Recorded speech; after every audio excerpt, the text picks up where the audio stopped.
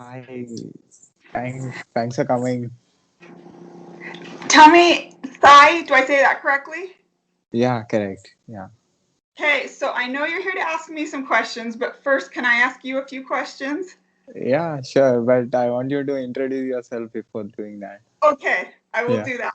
So I'm Tara C.Allred. I'm an author. I love writing, and I write about psychology, relationships, connections, literary. My books have some suspense, some mystery, and I'm launching a new series that falls in the science fiction category. Awesome.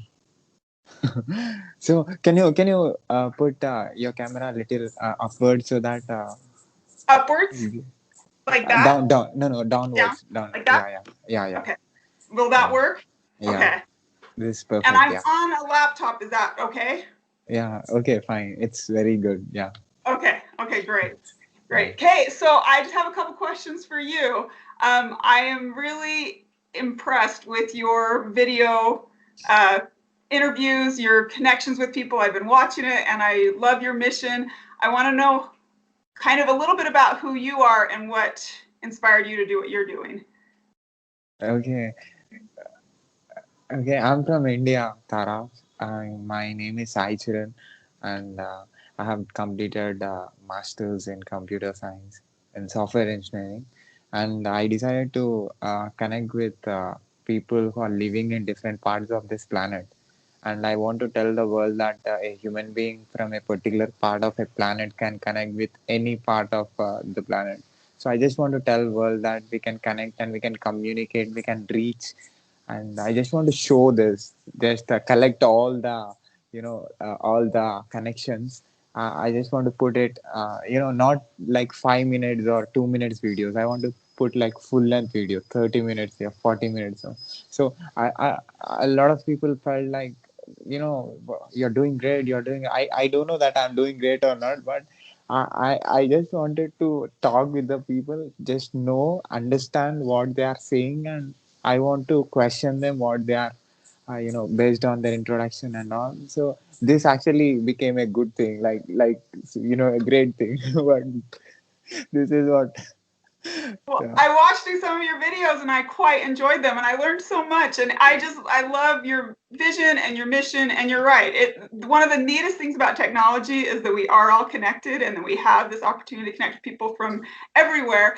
And what I also love is it's very easy to get lost in numbers or like people just become numbers, but somehow this connection, this opportunity to connect with you on the other side of the world, it brings such life. Anyway, I really appreciate this opportunity and I love what you're doing and I hope you keep doing it.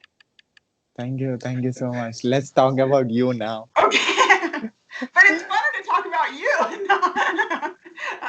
No, as a writer, I once had a friend introduce me as someone who likes to sit in the corner and observe. And that's true. I like to observe. I like to see humans interacting. I love to see how people think and what their passions and priorities are. And so that's where my comfort level is to talk to others and let them express themselves. But that's not why we're here. So I will let you ask some questions and I'll try and give some decent answers.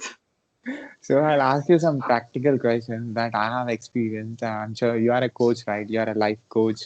You know about psychology. So I want to ask you a few questions. So is that possible for a human being to connect with any human being?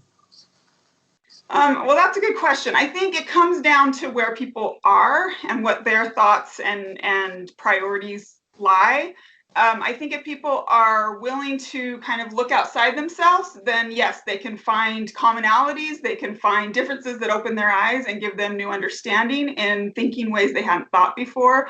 But if they're very internal and just kind of thinking of themselves and connecting with another person with the mindset of what are they going to give me, then I think they're going to be really limited in what comes into their sphere of connections.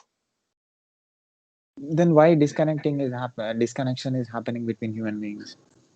What's that? Why people are getting disconnected? So it's interesting you bring that up. The series that I'm currently launching right now is a lot about connections, and kind of some of it was social media kind of sparked some of the ideas. There's lots of ideas that came into it, but social media was part of it.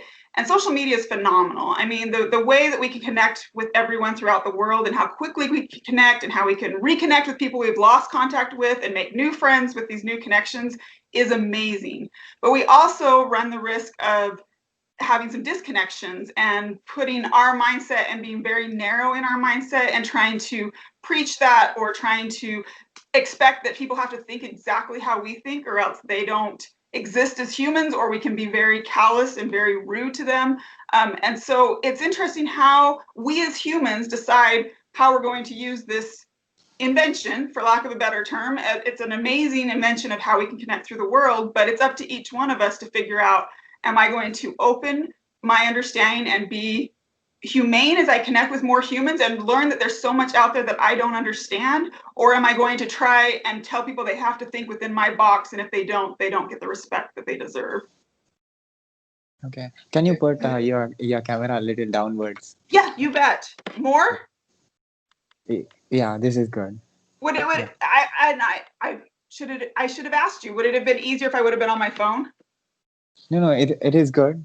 Yeah, yeah. Here, actually, let me do a quick check, and I know that you're live, so I'm sorry, but let me see. Does that help?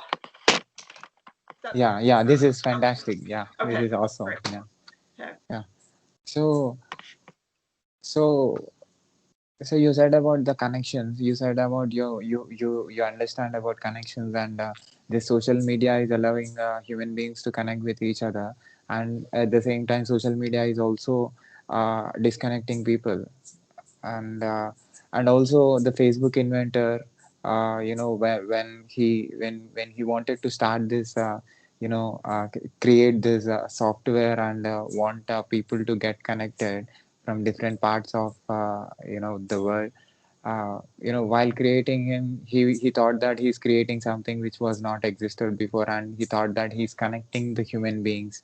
So then, after inventing that, when it came to in the market and people started using it, and he started understanding that more than good, it is bad more happening. Maybe people are getting disconnected more than the connection. The disconnection is happening more. So, what do you say about this?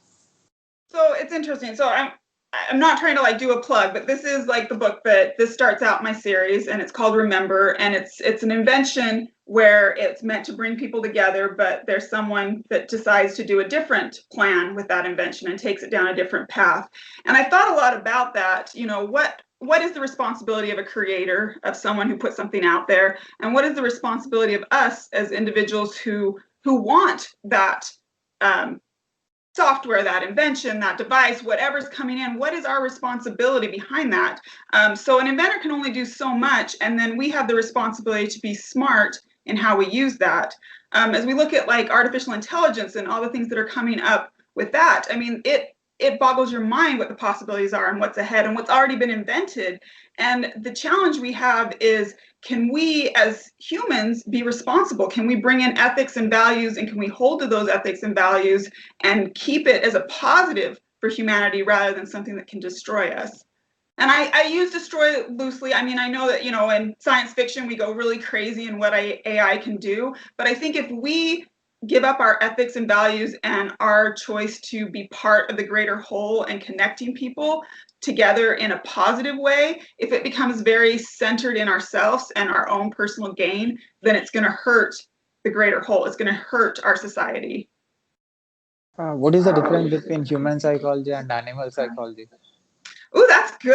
I love that. That's a great question. I have two dogs and I love my dogs. And sometimes I think they are like way smarter than we give them credit for. And there are animal psychologists. I don't know a whole lot about animal psychology, but I do think that, there's tons we can learn about animals and their interactions with each other, with humans. I find it really interesting to watch my two dogs and their interactions, and they can't communicate like we can through language, but they find a variety of different ways to communicate. And so it's fascinating to see how communication takes place, even if you have language limitations.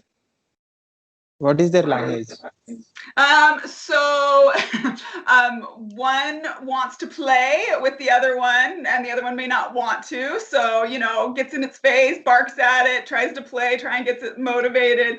What I find really interesting, this is like a recent thing that I've really been fascinated with. If I ever injure one, like by accident, like I step on him or trip over him or, something, and I immediately apologize, it doesn't matter what part of the room the other dog is, they'll come rushing out because they're hearing this I'm sorry, and they'll come rushing and check to make sure the other one's okay. Even if, it's kind of this sibling thing, and even if they're frustrated with the other one, it's this concern, like, you've hurt the other one, are they okay? And they have to check and make sure the other one's okay before they can return back to their whatever they were doing. So I always find that really interesting.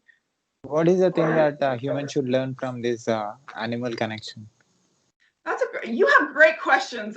So I think what's interesting is just the care and respect, I mean, like, even if they, like, one of the things too is sometimes they'll get in little fights with each other, and then they'll get in trouble, and then they'll immediately try and show me, oh, no, we're playing, let's shift our fighting into play, let's transition into play.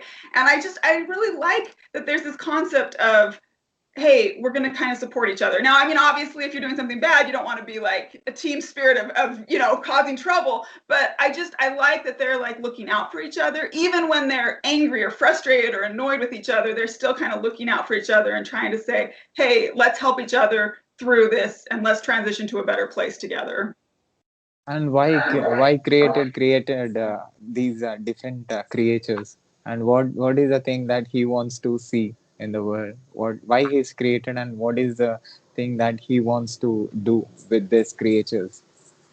Are you talking about the book series that I'm working on? Yeah, Is that yeah, okay? yeah. So the first inventor, his wife is passing away, and he wants to give her the memories he's had, like all the happiness she's brought to him. So he's trying to bring this concept of empathy and trying to show her how much joy she brought into his life before she passes away, and to kind of help her through the physical pain she's dealing with as she's passing away. So he builds this invention, but he doesn't have the chance to share it with her in time. And so another person who also is dealing with the terminal illness finds out about this, and he gets excited, and he says, okay, I want you to try this on me.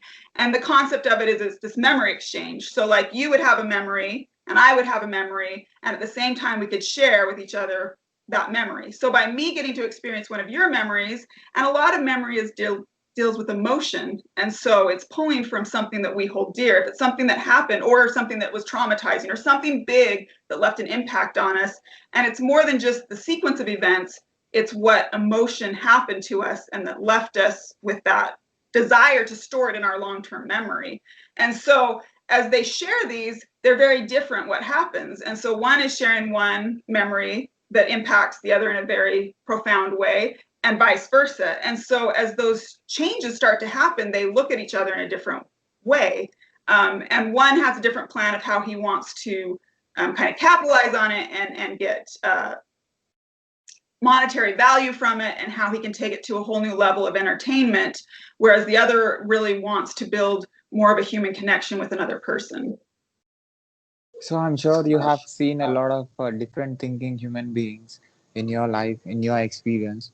So what do you think personally, seeing people having different thinking, but all the human beings have same emotions, but the thoughts are different.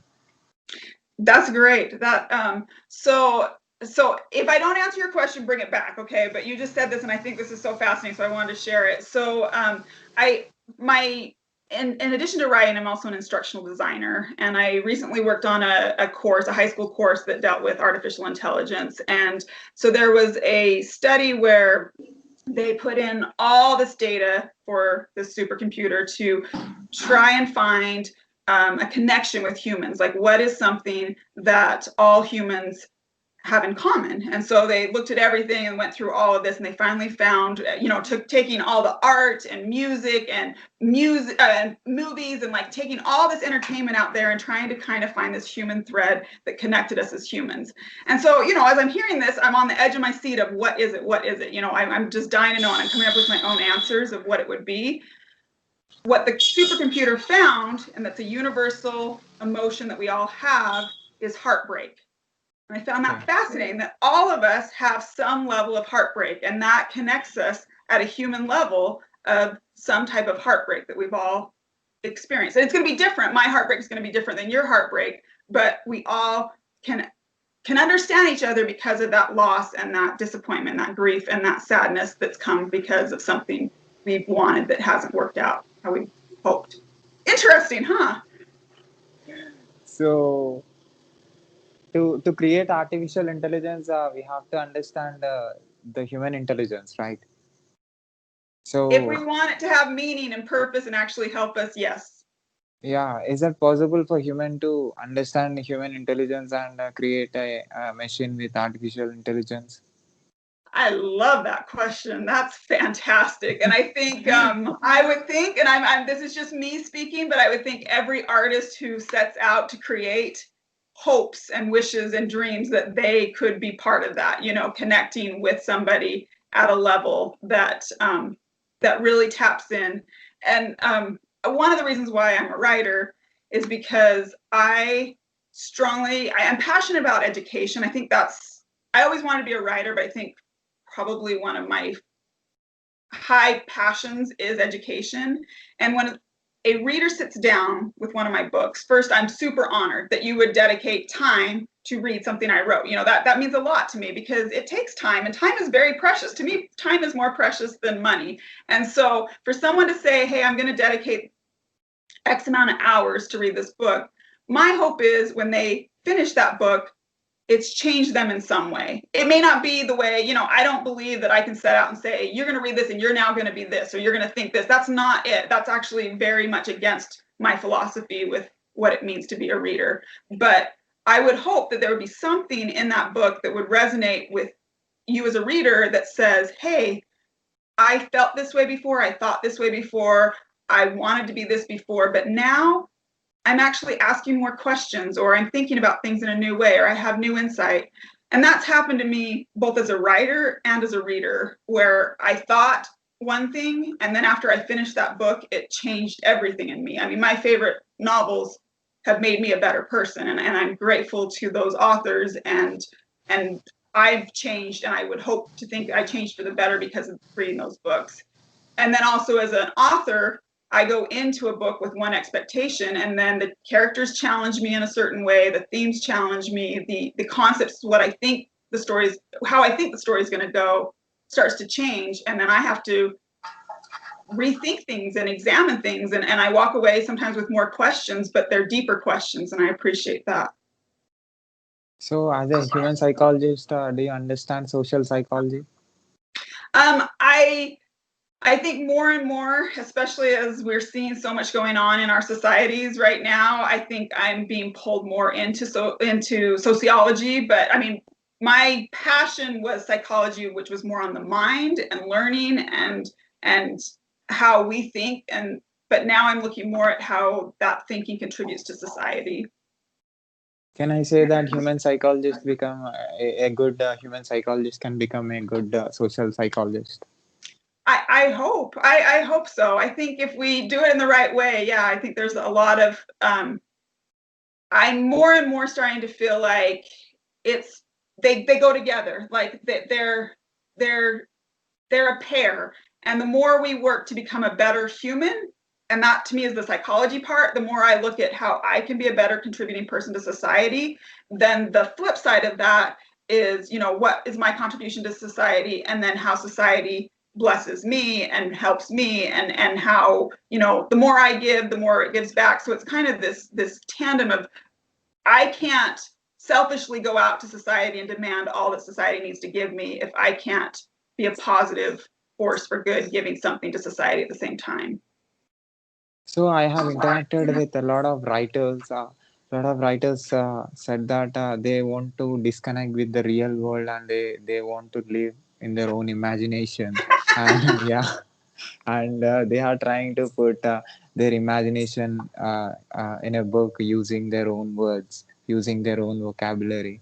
And I asked them the question that are you the people who are scared of reality, and who just want to be in imagination, because imagination is something that you can create, you can destroy, you can alter it, you can change it, that will be in your control, but real world will not be in your control. Other than your mind, nothing will be in your control in the world. So what do you say about these kind of people who are writers and who are just living in their imagination? Yeah. Oh, Sai, I love that. That is like fantastic. And you have summed up writers, at least from my experience, to a T. And I will be honest with you, I'm probably my happiest in my own imagination, living in my own world that I feel like I have some control over. And it's really challenging to pull myself out. And yeah, it's incredibly easy to go into that isolation mode, and it's really kind of fulfilling. It's also almost an addiction to a point. Like it has a very, and it's funny because you hit a point where when you write the book, it's really rewarding, and you finish it and it's just fantastic. And you've got this amazing work, you feel like, and you think you're going to change the world, or, I mean, you just think this is incredible, or, readers are just going to love this. And then you release it and you don't get the response you think. And it's really, it's crushing. It's kind of like, what do you mean you don't see how great this is? Or what do you mean you don't love this as much as I did? And there's been seasons where I'm like, well, why am I putting it out there? Why don't I just write for myself? If the joy comes in the creation, why am I wasting energy putting it out there, especially if, the reception isn't what I wanted it to be? And so it's been interesting. I've had to really take a step back, and it's just been over the last couple of years where I'm like, okay, what does it mean when you put writer and society and put them together? What does it mean? Like, what is that? And what I found, and this is, a continual growth process for me, but there's different levels of success a writer seeks after. And like once you hit your first milestone, you really want X, and then you get it and you're super excited. And then you want X, which is now, or, Y, which is higher. And you keep climbing and you keep thinking, you know what success is. And it's like this never ending cycle, and you never actually reach the success because it just keeps changing. So what I'm finally learning is success is actually the reader writer connection, the author reader connection. It's actually the one-on-one. And when it starts to become too much of a numbers game, and you start to just think that you only care about the numbers, that's where you lose the intimacy that you're trying to create when you're writing a story. And when I started to stop feeling about what it means for me to be an author, or what it means for me to be a writer, or what I want out of this, and I start thinking, okay, it's the one-on-one, and it's a reader that I hope to connect with, just like as a reader, another author connected with me. If I can have the impact that some authors have had for me, even if it's just a small number, to me, that's the victory. And that's the courage to go ahead and finish the book that brings me so much joy, put it out there. And then I have to do a lot of things I don't enjoy. I mean, I'm like many of the writers you've interviewed, I'm an introvert. I would much rather be in my own little world. I don't enjoy, getting out there and marketing it, but that's where I get to meet the readers. That's where I get to have the experiences where I realize, this isn't an isolated experience. It really is an opportunity I have to share something that I've been blessed with, and that gives me a chance to do something more with my life and hopefully help in whatever's happening in society. I mean, we all have gifts, we all have talents. Mine is a small contribution. Others have much greater opportunities to help, but I do think that writers are a force for good and can help a lot of people if they're willing to risk and put their work out there. What is the strange thing that you observed in human beings, in Say, any human being? say that Strange again. thing. Oh, Oh, strange thing. yeah. What is a strange thing that I see in a human being? Yeah. Um, well, I think we all have it, and so it's funny when you see it in someone else, and then you realize, wait, I have this too. It's funny when you get around somebody and they're so in their own world, like, and so speaking of writers, we're all in our own little worlds, but then you talk to somebody and you can tell that they're just not they just can't see beyond their own life. Like they live in a bubble and they're just in that bubble, and in your interaction with them, they're just still in their bubble. They can't kind of see beyond that their life is just one small part in a much huger environment. And I think that's a progression for all of us. I think that's just life. I think, you know, as a young child, you do live in a very much of a bubble environment where it's amazing when you're like, oh wow, there's more people than me, and more people impact what's happening, and my choices impact more people. And so I think we as adults are continuing to learn that hey, I make choices, and those choices impact more people than just myself. And like I said, I mean, I see it in me, I see it in others, but it's just always funny to me when I get in a conversation or an interaction where it's very clear that person in that particular moment can't see beyond their own environment. As a human psychologist, I want to know what is the difference between you and a normal human being who is not studying human psychology? Oh, that's a good question. Well, and hopefully this answers your question, because I'm not trying to not answer it, but my first novel, when it first came out, was heavy on the psychology side. It was, the main character was a clinical psychologist. It took place in a mental health institution. There was tons of things that I'd been learning about psychology. And to me, it was just like such an exciting book. And I just really expected, you know, readers to feel that same excitement and energy that I had found in doing the research. And it was shocking to realize that just because that's something I'm passionate about, it's not everybody. And then that some people actually don't really have this draw to learn how the mind thinks and what is the process of us putting thoughts and feelings behind our actions and different things that are coming in and going out within us. Anyway, it was just a real aha moment that just because this is my passion, it's not everybody's. And it took me several years to be okay with that, to be like, that's okay. Everyone has their own prerogative of where their passions are. And this one, of course, is mine. And my opportunity is to connect with people who that also is their passion. So yeah, even I observed that I love going into deeper into the ocean. I want to see what exactly is there, and I want to find it. I want to study it so that I can understand. And I know people who will just see the top layer of the ocean and who will tell that they know nothing, but me and you, like people who wants to go deeper and want to study what is there, and so that we can understand it. But yeah, you said different people have different things to do in their life, but that's fine. But how do you personally manage people who will try to tell that only about the top layer, not about the deep inside the ocean?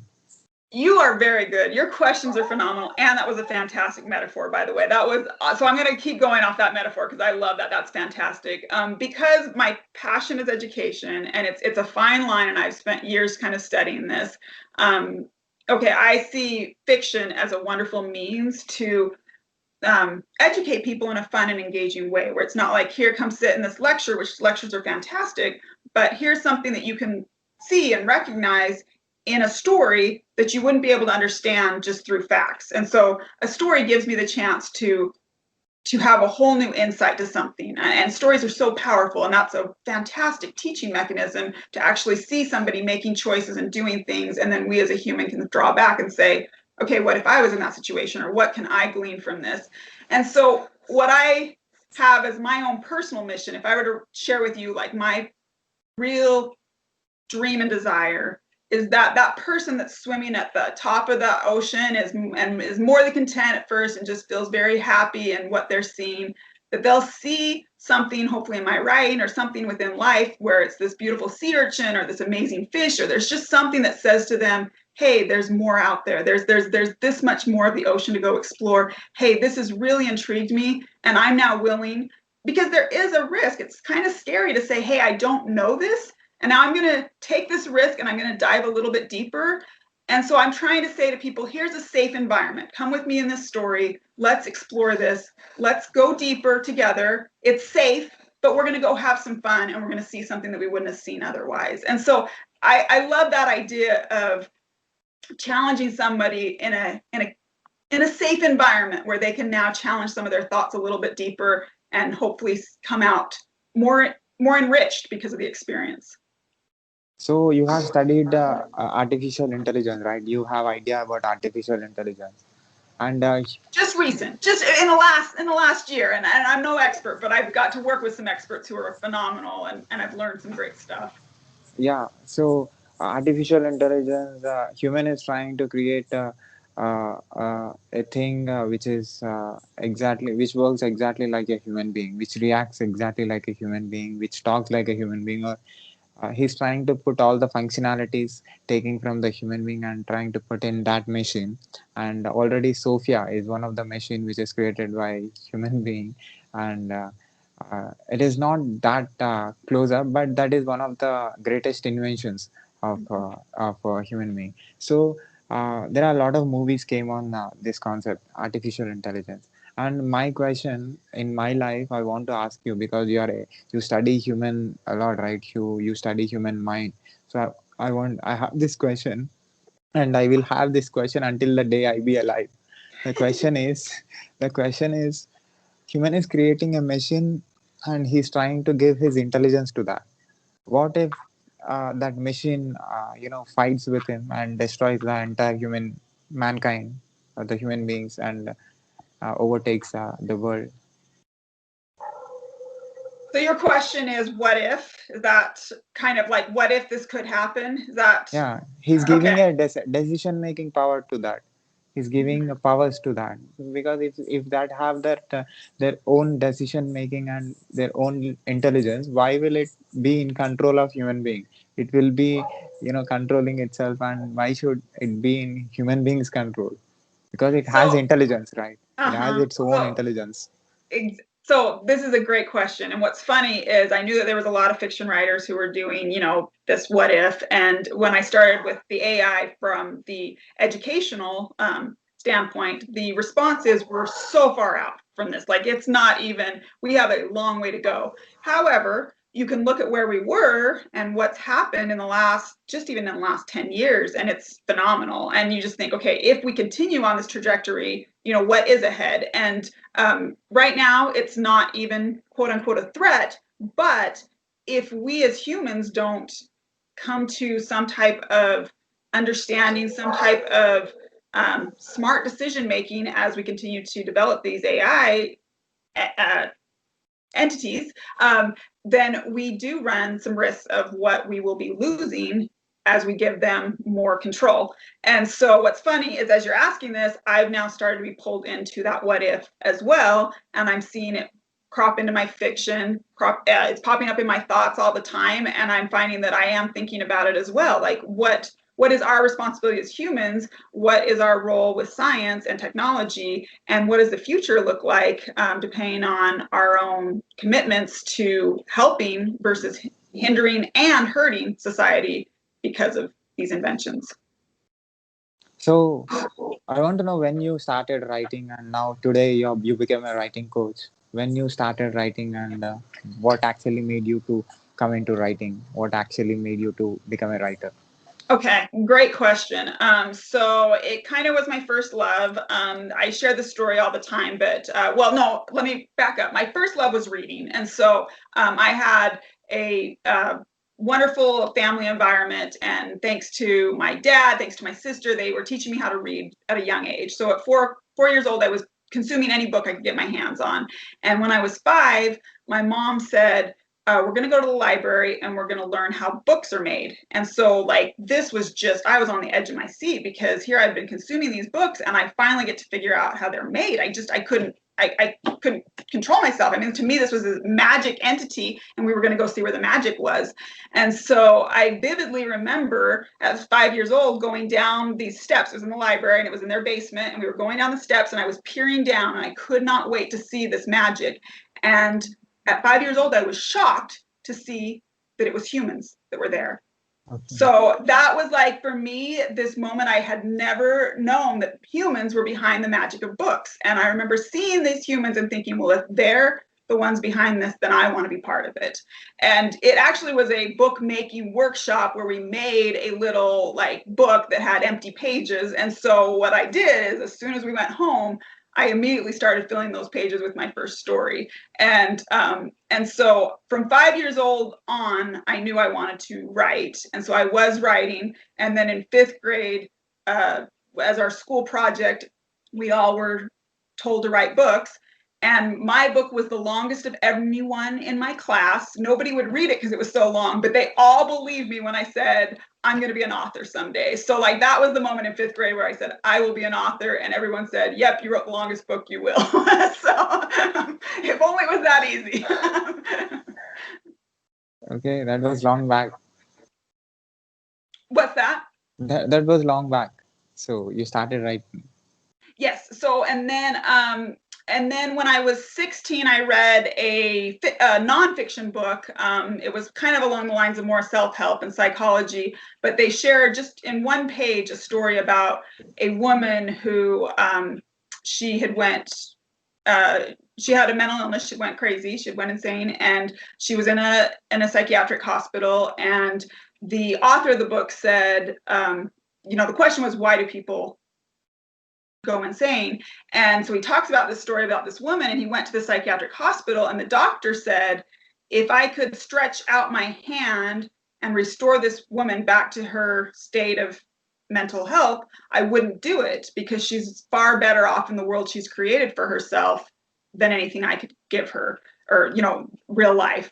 And at 16 years old, that really bothered me. I thought, wow, if that's what they're saying, like, what do I have ahead for myself? Like, if I'm better off kind of creating my own world and living there than living life, I mean, that really says something. So that sparked the beginning of my first novel. So, I mean, it was, I got them here, because they're like my pride and joy. But this was my very first novel. I went on, and because it came out 10 years after that. So I dabbled in it in college. It was just something that I kind of put off to the side. It was horrible, the first draft. And I would say, even when it first got published, it probably was, through the years, I wanted to be better. I did do, in the last 2 years, a reprint of it. And so I've since, cleaned up a few things. It's still my first novel. And I think every writer benefits from seeing what an author's first novel is. We all learn and grow, and you want to be true to that. Like, it is a journey, it's a progression. You do the very best you can at that point, at that moment.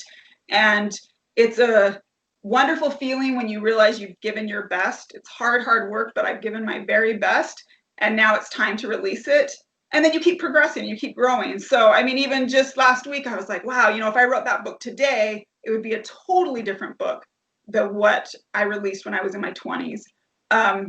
But anyway, and then just to kind of finish up the story, it was with a middle-sized publisher when it first came out. This was before ebooks, before publishing industry was way different. I studied the publishing industry because I really wanted to eventually have my break in that industry, and things didn't go well for me. They went actually really, really poorly for me. And I took it took 10 years before my next novel came out, and I strongly decided I was going to quit. In fact, I gave up my website, which was the biggest mistake I'd done, because somebody then took my website, and I had signed off that this wasn't my path. Meanwhile, I had a manuscript that I was still working on. It was a sequel to that. And for 10 years, I kept dabbling in it and kept thinking, someday I will still publish, but it's not now. And then I entered it into a writing contest of a small publisher that was just coming out, and they liked the book, so it won the award, and they were going to publish it. And so for 18 months, I worked with them. And then they had to close their doors after I'd worked with the editors and was kind of rebuilding up my little fan base and trying to put myself back out there. And suddenly I have this manuscript that's close to being done. I've got some fans who are ready to read it. And I know that if I stop now, that's probably going to be the end for me. So I did what I thought I'd never do. I independently published, and I've loved it. It's been a fun ride. I found the joys that I was hoping I would find in publishing books, and I found a lot more of the connections I think I was seeking that I was missing earlier. How many books you wrote? Remember and Starfish? Yeah. So look at me. I'm just, because they're my babies. I'm so proud. It's kind of like you're asking me to show pictures of my family. I'm like, oh, you want to see? Let me show you. No. So these are, so Sandra Starfish was the first one. And then the one that came out 10 years later is Unauthored Letters, which is the sequel. And they've done well. As I look back and as I look at my own progression, I couldn't be happier with the readers who they connected with. And then 2 years after that, so in 2015, it was The Other Side of Quiet, which challenged me in new ways and was a really fun opportunity to bring together a bunch of different characters, and it won some awards and some recognitions. And then just as a fun one, this was like my second novel I started working on, but it came out much later, Helping Helper. And so all of these were kind of on the psychology side, but this is my new one. I've got science fiction because I love science, and I'm bringing it together with the psychology, and I'm putting it together in what's called the Existence series. It's a 3-book series, with that one being a novella that kind of launches it into the origin of the world. So I appreciate nothing is more fun for writers than to talk about their books and what they're doing and their passions. And I always tell people, if you're going to ask me about my story, make sure you either have time or be sure to cut me off, because once an author gets going on their story, they just want to keep talking about it and talking about it. So it's definitely our passions and loves. So thank you. And you are the only person who is a writer and who is a psychologist. I mean, Oh, I didn't. really? Yeah. Oh, You are the first person I'm talking with. Yeah. okay, that's fascinating, because when I first started, so the reason why I knew I wanted to write, and I had this belief system that through psychology and through fiction, we could better understand the world. Yeah. So, like, Correct. as I learned truth in psychology, I would put them into fiction, and fiction Correct. made it much more entertaining to learn psychology. And I thought every writer was this, and it was just shocking to me when I later learned they weren't. I was like, what do you mean? I thought that's what we all were. So, isn't I'm that funny? sure. Yeah, I'm sure your books will be interesting because I'm more into psychology, and I love reading books, but I love psychology. I love psychology, and you know psychology, and you are writing it, and you are into you just now you showed a book which is like fictional book, science fictional book. So I'm sure that will be that the people who connect with that your imagination, I can imagine how they can you know feel about what you say. What I mean, I think you will pull them into your world with your vocabulary and with your way of explaining. I hope it's been fun. And what's really fun, and I appreciate you sharing this, is so my passion was writing, but in elementary school I went to a science math magnet. Like, it was all about science and math, and so I've loved science, I've loved math, but they were like separate parts of me. Like, I would write in the fiction world, but I wouldn't bring my science into it. And this is the first time I've given myself permission to do it, and it's so fun. I mean, it's just endless. Like, I'm just pulling from all this science that I've loved so much, and I love putting it now in this world where I'm like, wow, science is amazing, the world's amazing, like what we live in is incredible. And I just love getting this chance to kind of throw a call out to, do we realize what an amazing world we live in, and but share it in fiction stories. So yeah, it's a fun time. I'm really enjoying it. So at last, do you have anything to say about the people who watches to the people who watches this video from anywhere on this planet? Oh, thank you. Thanks for asking that question. Before we met, I was thinking about this, and my when I was in grade school and in middle school, my best friend was from India. Her family had moved to. I lived in California at the time, and they'd moved to India at the time, or they'd moved to California from India. And I loved going to her home. Like, there was all these different foods, there was this different culture there. It was just so rewarding to me. And so for me, every time I hear of India, I think of my amazing friend. Well, now, whenever I hear of India, I'm going to also think of you. Like, you're now in my growing circle of India, and I hope someday I get to be there, But like, I felt so limited in my little circle. And what is phenomenal to me is with technology, with digital printing now, with these ebooks, with all this, with social media, everything that we have, the world's so much smaller, and it's just so rewarding. I remember when a fan reached out to me from Australia, what that did for me, and like from Canada, and like when I'm like, wow, I have a stretch that under other circumstances I wouldn't be able to connect with these people. And so it's really amazing and humbling that we can have this one-on-one reader-author connection anywhere in the world thanks to the advances that we've had. So science is a good thing. Technology is a good thing. It's just how we use it. So where are you from exactly? So I currently live in the United States in Utah. So I'm about a half hour away from Salt Lake City. Okay. So thank you for coming, telling about a lot of things. I so appreciate it, and keep doing what you're doing. This is phenomenal, and I so appreciate it, and you're doing great work, and I've enjoyed your videos. So thank you so much, Sai. Yeah. If you come to India, put a message. I'll meet you. Okay, sounds great. I would love that. If I come to your place, I'll message you. Okay, sounds fantastic. You should. It's great, and I'm sure it's great where you are as well. So thank you so much. Appreciate your time. Thank you so much. Keep going, keep writing more books. I want you to influence more people. I want you to your imagination to reach more people who are living in anywhere, who are living anywhere. And I thank you so much. Can I put this video on my YouTube channel with your permission? Absolutely. And can I share it to my friends and fans and people who might be interested as well? Yeah, definitely. I'll share you the link once I upload it. Okay. Yeah, Okay. Fantastic. Thank you so yeah. much. Appreciate it. Thank you, Tara. Okay. Thank you. Yeah. Bye bye. Bye.